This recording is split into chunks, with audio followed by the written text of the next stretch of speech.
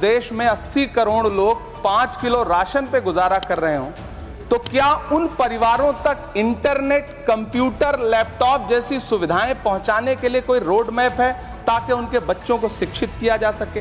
एक तरफ प्रधानमंत्री जी कहते हैं सबका साथ सबका विकास, एक हाथ में कंप्यूटर एक हाथ में कुरान, लेकिन जब स्कॉलरशिप आप बंद कर देते हैं तो गरीब तबके से आने वाला अल्पसंख्यक समुदाय के जो बच्चे हैं उनकी शिक्षा व्यवस्था को लेकर के, उनकी शिक्षा को आगे बढ़ाने को लेकर के आपके पास क्या प्लान है? कि ये नुक्ता हटा करके आप देवनागरी भाषा को मजबूत कर रहे हैं या उसे कर्कश और कमजोर बना रहे हैं? आप बदलाव के नाम पर जो नई चीज लाने की कोशिश कर रहे हैं, महोदय, नदियों को साफ मत करिए, उन्हें गंदा मत होने दीजिए, नदियां अपने आप साफ हो जाएंगी। भूख के एहसास को शेरो सुखन तक ले चलो या गजल को मुफलिसों की अंजुमन तक ले चलो, मुझको नज़्मो ज़ब्त की तालीम देना बाद में, पहले अपनी रहबरी को आचरण तक ले चलो।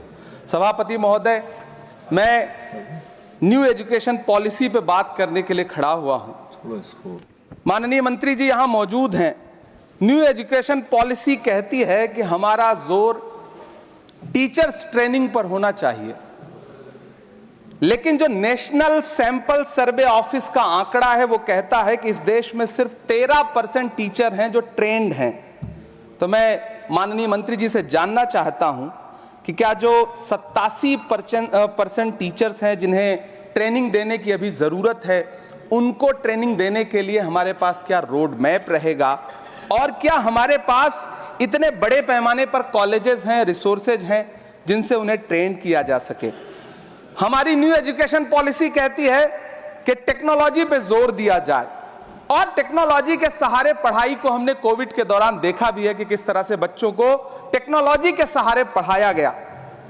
लेकिन मैं माननीय मंत्री जी से पूछना चाहता हूं कि जब इस देश में 80 करोड़ लोग 5 किलो राशन पे गुजारा कर रहे हों, तो क्या उन परिवारों तक इंटरनेट, कंप्यूटर, लैपटॉप जैसी सुविधाएं पहुंचाने के लिए कोई रोड मैप है ताकि उनके बच्चों को शिक्षित किया जा सके? मैं एक बहुत महत्वपूर्ण बात और सभापति महोदय यहां कहना चाहता हूं कि माइनॉरिटी कम्युनिटी से जुड़ा हुआ जो मदरसा एजुकेशन का पैटर्न है, उस पे बहुत गंभीरता से माननीय मंत्री जी से पूछना चाहता हूं कि जो न्यू एजुकेशन पॉलिसी है, कुछ मदरसे ऐसे हैं जिनको सरकार रिकॉग्नाइज करती है, लेकिन कुछ बड़े शिक्षण संस्थान हैं, नदवा और देवबंद जैसे, क्या न्यू एजुकेशन पॉलिसी के कॉन्टेस्ट में आपने इन बड़े संस्थानों से डायलॉग करने का कोई मानक या कोई बातचीत शुरू करने का प्लान बनाया है या नहीं? ये मैं पूछना चाहता हूं। और एक बहुत महत्वपूर्ण बात मंत्री जी से मैं पूछना चाहता हूं कि बहुत सारे माइनॉरिटी इंस्टीट्यूट थे जहां पर स्कॉलरशिप का प्रावधान था, लेकिन आपने मौलाना आजाद नेशनल फेलोशिप को एक झटके में बंद कर दिया। हजारों लाखों छात्र जो उस स्कॉलरशिप के भरोसे अपनी शिक्षा ग्रहण कर रहे थे। एक तरफ प्रधानमंत्री जी कहते हैं सबका साथ सबका विकास, एक हाथ में कंप्यूटर एक हाथ में कुरान, लेकिन जब स्कॉलरशिप आप बंद कर देते हैं तो गरीब तबके से आने वाला अल्पसंख्यक समुदाय के जो बच्चे हैं उनकी शिक्षा व्यवस्था को लेकर के, उनकी शिक्षा को आगे बढ़ाने को लेकर के आपके पास क्या प्लान है? मैं माननीय शिक्षा मंत्री जी यहां पर बैठे हैं, उनसे कहना चाहता हूं कि पूरे देश में, पूरी दुनिया में प्रधानमंत्री जी जाकर के महात्मा गांधी जी की मूर्ति के सामने सर झुकाते हैं, उन्हें फूल चढ़ाते हैं, लेकिन आप ही की सरकार NIT कैलिकट में प्रोफेसर साइजा ए को योजना और विकास विभाग का डीन बना देती है, जो खुल करके कहती हैं कि मेरी नजर में नाथूराम गोडसे तो बहुत महान था। तो आपकी नई एजुकेशन पॉलिसी ये है, इस दिशा में जा रही है।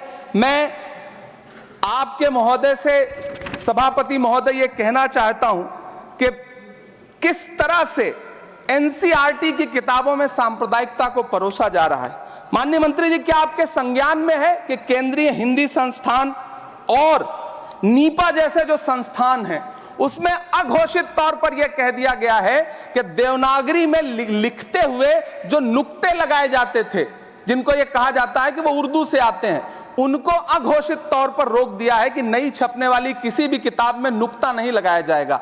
एनसीईआरटी की किताबें छापने वाले, लिखने वाले कई लोगों से मेरी व्यक्तिगत बात हुई। उनका यह कहना था कि हमें ऊपर से आदेश है, हालांकि ऐसा कोई लिखित आदेश नहीं है।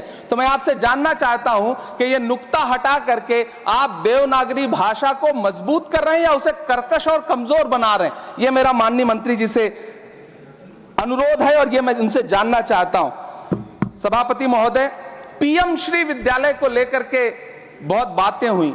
मैं एक चीज कहना चाहता हूं कि गाजीपुर एक जिला है उत्तर प्रदेश में, वहां वीर अब्दुल हमीद विद्यालय है धामूपुर गांव में। पिछले दिनों पीएम श्री कंपोजिट स्कूल का नाम लेकर के उस स्कूल का नाम बदल दिया गया। उसके सहारे भी सांप्रदायिकता परोसने की कोशिश की गई। जब सोशल मीडिया पे बहुत हंगामा खड़ा हुआ, हम सारे लोगों ने आवाज उठाई, तब फिर से बेसिक शिक्षा अधिकारी ने नाम बदल करके पुनः उसका नाम वीर अब्दुल हमीद, जो परम चक्र विजेता हैं, उनके नाम पे करने का काम किया। ये इस योजना के थ्रू भी सांप्रदायिकता को जो परोसने का काम किया जा रहा है, उसको मंत्री जी के संज्ञान में है यह बात या नहीं, और रोकने के लिए क्या काम करेंगे? एनसीईआरटी की जो किताबें हैं उनसे हिंदू मुस्लिम एकता के जो चैप्टर हटाए जा रहे हैं। महोदय, एनसीईआरटी की किताबें बच्चों का ज़हन तैयार करती हैं। आप बेसिक तौर पे एक नया इतिहास पढ़ाने के चक्कर में बच्चों को, छोटे बच्चों को जो गुमराह करके उनको एक झूठा इतिहास पढ़ाने का प्रयास कर रहे हैं, आगे चल के दुनिया में वो बच्चे कहां सस्टेन करेंगे? तो मैं माननीय मंत्री जी से कहना चाहता हूं कि शिक्षा और धर्म को एक दूसरे से अलग रहना चाहिए। मैं आज इस विषय पे बात करते हुए एक बहुत महत्वपूर्ण बात और कहना चाहता हूं कि दिल्ली विश्वविद्यालय में पाठ्यक्रम में जो बदलाव किए गए हैं, जिसमें राजनीति विज्ञान के पाठ्यक्रम से भीमराव, रामजी अंबेडकर, मोहनदास करमचंद गांधी, मोहम्मद इकबाल और भारत के संविधान पर आधारित शोध पत्रों को हटाया गया है। दलित लेखक बामा और सुकीरथ राणा को अंग्रेजी पाठ्यक्रम से हटाया गया है।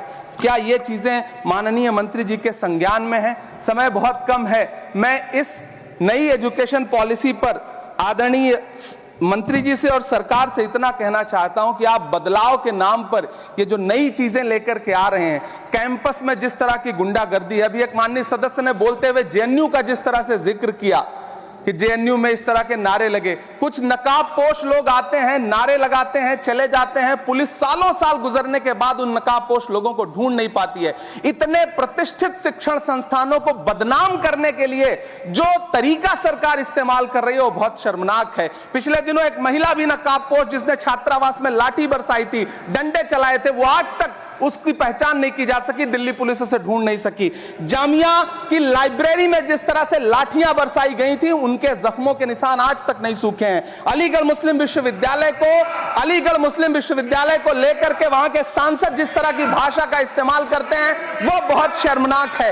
माननीय मंत्री जी और सरकार से मैं आपके माध्यम से पूछना चाहता हूं और यह कहना चाहता हूं, आप बदलाव के नाम पर जो नई चीज लाने की कोशिश कर रहे हैं, महोदय, नदियों को साफ मत करिए, उन्हें गंदा मत होने दीजिए, नदियां अपने आप साफ हो जाएंगी। सभापति महोदय, मैं तो कहना चाहता हूं कि जंगल मत उगाइए, बस पेड़ों को काटना बंद कर दीजिए, जंगल अपने आप उग जाएंगे। मैं तो सरकार से कहना चाहता हूं कि शांति स्थापित करने के लिए भाषण मत दीजिए, अशांति फैलाना बंद कर दीजिए, शांति अपने आप स्थापित हो जाएगी। मैं तो कहना चाहता हूं कि प्रेम फैलाने पर लंबे लंबे लेख मत लिखिए, बस नफरत करना बंद कर दीजिए, प्रेम अपने आप फैल जाएगा। ये जो नई एजुकेशन पॉलिसी है, इसमें जिस तरह से गरीब तबके के लोगों को, हाशिए पर मौजूद लोगों को शिक्षा से दूर करने का प्रयास किया जा रहा है, वो बहुत शर्मनाक है। शिक्षा को निजीकरण की तरफ जिस तरह ले जाया जा रहा है, वो बहुत शर्मनाक है।